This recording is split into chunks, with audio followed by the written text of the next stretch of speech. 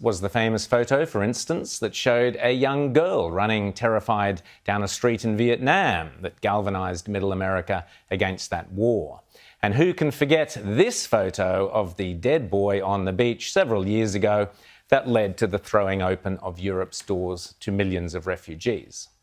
The reason these photos are so powerful, of course, is because they trigger an emotional rather than a rational response, which is why the media and the left-wing propagandists love them. So much easier to tug at the heartstrings than to offer up fact, reason and logic. Currently, a war is raging in Israel, and here is the photo that tells you everything you need to know about the history and the future of this conflict. This is what is called the Iron Dome at work in the skies above Israel. On the right-hand side of the photo, you can see the deadly rockets being fired out of Gaza in an aggressive and deliberately offensive act of war, designed to kill and maim as many innocent, everyday Israeli citizens as possible. Those rockets, by the way, have been supplied by Iran, funded in part by the Obama-Biden administration, and indeed by countries such as ours via our donations to the United Nations. Now, on the left-hand side of the photo, looking like something out of Star Wars or Close Encounters, you can see the Iron Dome, a technological miracle that allows Israel to shoot those Iranian and Hamas rockets out of the sky in a purely defensive act designed to save citizens' lives. Now, allow that to tug on the logical side of your brain rather than tug at the emotional strings of your heart. On the right-hand side, a barrage of deadly missiles supplied by the terrorist Iranian regime to the murderous thugs of Hamas, designed to kill Jewish men, women and children as they sleep in their beds. On the left-hand side, a highly sophisticated and remarkable defensive system designed through ingenuity and necessity over many long years to protect lives. That is the story of the Gaza conflict and the history of Israel and Palestine. Pretty much everything else you will hear is obfuscation, distortion and lies, including this insidious rubbish that the Palestinians are the victims courtesy of the pernicious moral relativism of the left, peddled incessantly by the mainstream media and spouted by fools such as the creepy former leader of Pink Floyd, Roger Waters. Unless some pressure is brought to bear upon the Israeli government to stop their ferocious, murderous attack on Gaza. What rubbish. Of course, this disgraceful performance by Adam Bolton on Sky News in London, interviewing the Israeli ambassador, Tzipi Hotovely, takes the United Nations, its duty to say that Hamas is committing a double war crimes. Right. One war crime is they're shooting from civilian areas, and the other one they're shooting to civilians. Yeah. So they're committing double war crimes. As you well know, the United Nations has repeatedly said that the settlements are illegal in international law and should cease, and those are continuing. But they need to condemn terror organization, which is recognized by Britain and by the United States, that is now shooting into civilian all population. I'm saying is a bit rich to say the United Nations should do something when Israel is ignoring what the United Nations has said in the context of settlements. Can I ask you something? What would you do if Britain was under a fire? What would you do if London was under fire and rockets were thrown on your house? What would you do? Do you think Britain would have sitting silent, not protecting its citizens? Do you expect any sovereign country not to protect its citizens? Of course you can protect citizens. The question is the retaliation and the attacking of civilians in Gaza and elsewhere, which, as we know, once again is leading to disproportionate suffering on the Palestinian side.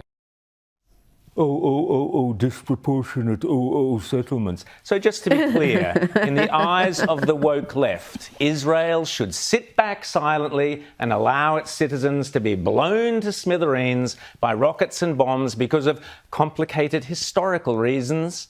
There are some disputed Jewish settlements out in Judea and Samaria on land that, by the way, for over 3,500 years has been the home of the Jews.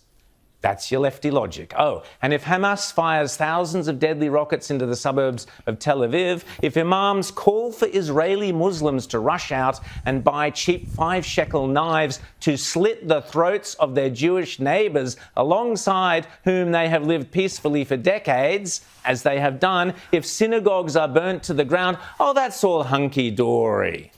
But it is disproportionate. What a vile word, disproportionate of Israel to defend its people. How dare the Israeli government stop Jews being killed? Well, may Adam Bolton hang his head in shame. But it got even worse. The two-state solution cannot be possible so long as the settlement program continues and the claiming of East Jerusalem, can it? Look at Gaza. Hamas is shooting from Gaza. No settlements in Gaza, as you know, because Israel withdrew in 2005. What was the result? More radicals took over, and they're shooting rockets on the heart of Israel. They're shooting rockets on Tel Aviv. Do you think Tel Aviv is a settlement? So, apparently in the eyes of the left, the fact that Gaza was given to the Palestinians as their own independent, self-governing land, and they've since it was given to them, they've repeatedly used that generous gift simply to attack Israel. That is proof that Israel is doing something wrong. This is lefty lunacy on steroids with deadly consequences. But what sparked this latest conflict? Put simply, the Iranians are taking advantage of the weak Biden administration, testing it, and at the same time, a power struggle is being played out between those deadly foes, Hamas, Palestinian Jihad, and the Palestinian authorities, following Abbas cancelling elections in the West Bank because everybody knew he was finished and Hamas would win. That's the fuel, but the spark was provided, as both Donald Trump and Mike Pompeo have pointed out, by the Biden administration's antipathy towards Israel, which I spoke about here on Outsiders only the other day, including denigrating Trump's brilliant Abraham Accords, which saw a plethora of peace treaties between Israel and Arab states such as Saudi Arabia.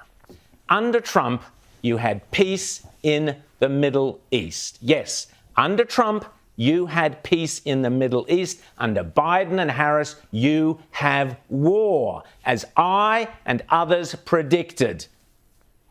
But back to Bolton, merely mouthpiece of the left.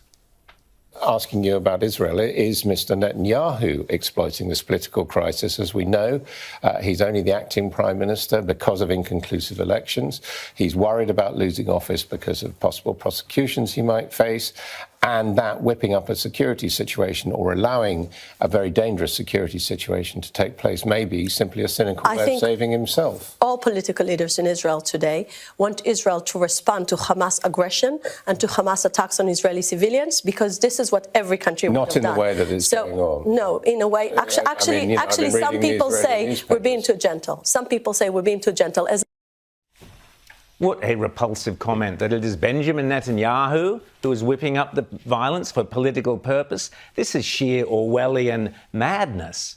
Meanwhile, I happen to agree with Ambassador Hotovelli. I think Israel is far too gentle, only because it's been so browbeaten by its own lovies and cowards and moral relativists and leftists in the UN and elsewhere. No other country would be so generous to those who wish to annihilate them.